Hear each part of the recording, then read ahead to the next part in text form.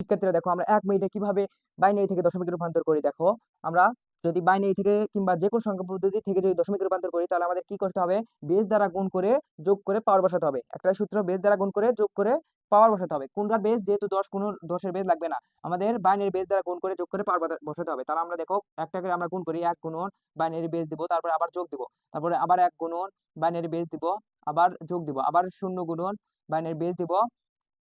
দেখো আমাদের সব সংখ্যা লেখা শেষ। এখন আমাদের পাওয়ার বসালে ক্যালকুলেশন করলে আমাদের উত্তর পেয়ে যাবো। পাওয়ার কিভাবে বসাবো? ডান পাশ থেকে দেখো বেজের উপর 0 থেকে শুরু করব।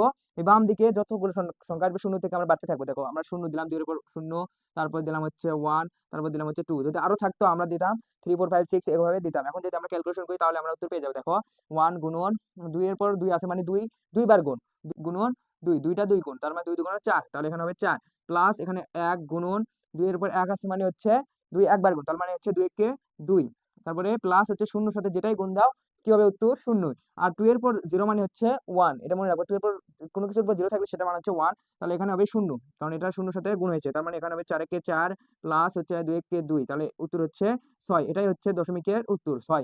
উত্তর হলো 6।